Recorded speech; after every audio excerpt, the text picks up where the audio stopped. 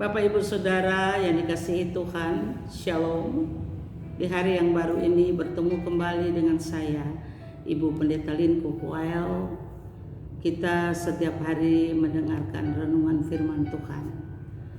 Mari kita luangkan waktu sedikit dimanapun Ibu Bapak Saudara berada. Kita satu hati untuk masuk dalam renungan firman Tuhan di hari yang baru ini.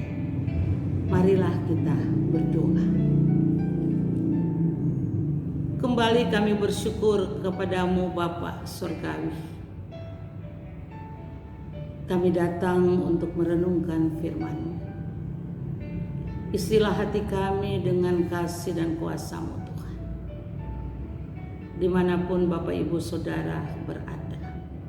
Dalam seluruh aktivitas mereka di hari ini, Tuhan juga tetap memberkati mereka. Lalu biarlah kami sama-sama merenungkan firman Tuhan lewat YouTube ini. Kami percaya kuasa-Mu ajaib dan sudah menyatukan hati kami untuk merenungkan firman Tuhan. Tolonglah kami Tuhan. Terpujilah Tuhan Yesus. Amin. Kita akan mendengar firman Tuhan yang terambil dari Ayub pasal yang kedua ayat yang ketiga. Demikian firman Tuhan.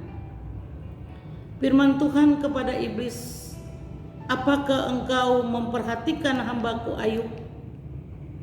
Sebab tiada seorang pun di bumi seperti dia yang demikian saleh dan jujur, yang takut akan Allah dan menjauhi kejahatan. Ia tetap tekun dalam kesalehannya. Meskipun engkau telah membujuk aku melawan dia untuk mencelakakan tanpa alasan. Demikian firman Tuhan. Terpujilah Tuhan Yesus. Bapak Ibu Saudara yang Tuhan Yesus kasihi, di hari yang baru ini kita akan merenungkan firman Tuhan bersama. Kita melihat dalam Ayub 2 pasal yang ketiga ini sungguh luar biasa. Ayub menderita yang tak bersalah.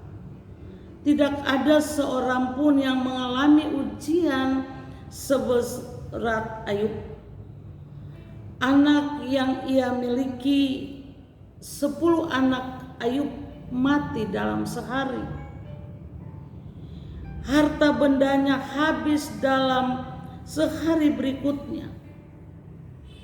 Kesehatan Ayub merupakan modal hidupnya. Ia parah, sakit yang begitu berat. Ayub menyadarinya bahwa ujian itu dari Allah bagi imannya.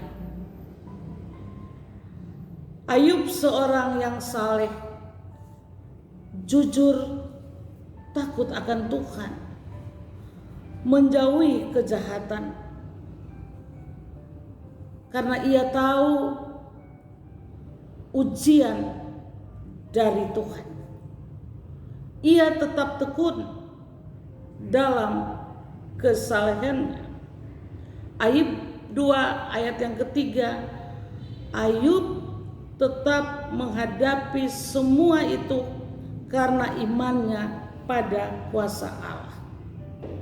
Dengan tema ujian dari Tuhan ini, Bapak Ibu Saudara, coba kita renungkan bagaimana dengan kita, apa yang Ayub menghadapinya.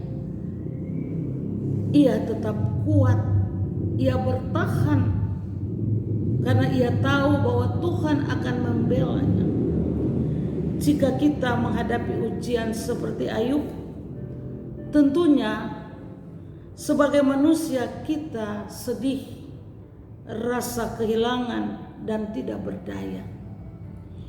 Kita bisa bedakan antara orang percaya kepada Tuhan dan yang tidak percaya kepada Tuhan.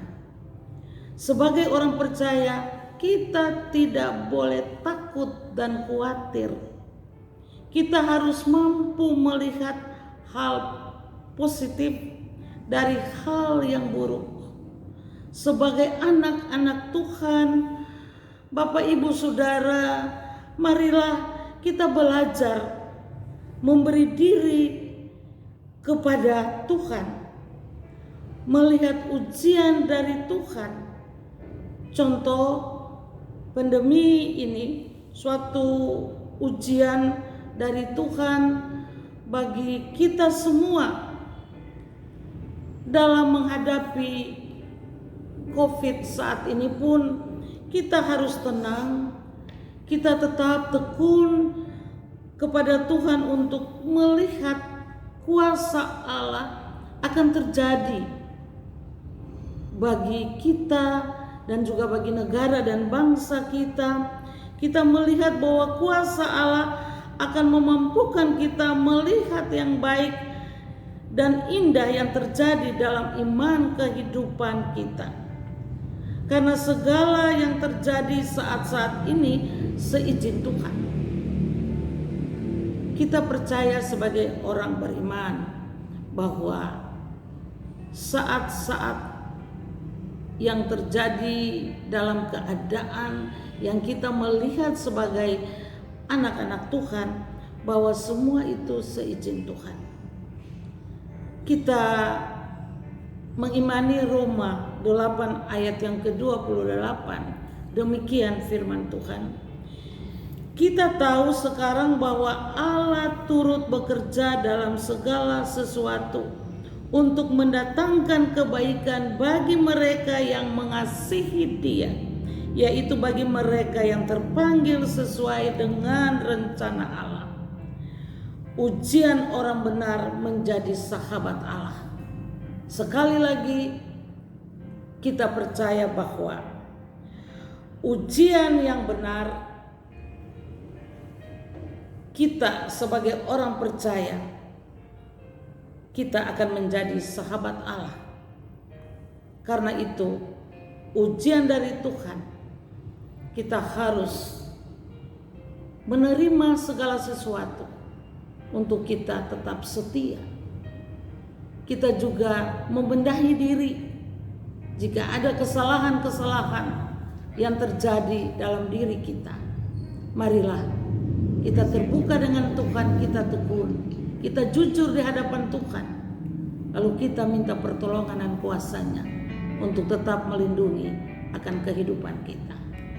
Tuhan Yesus memberkati Bapak Ibu Saudara yang sudah mendengarkan firman Tuhan hari ini. Saya yakin bahwa Tuhan selalu menolong kita hari lepas hari. Tuhan Yesus memberkati kita semua. Shalom.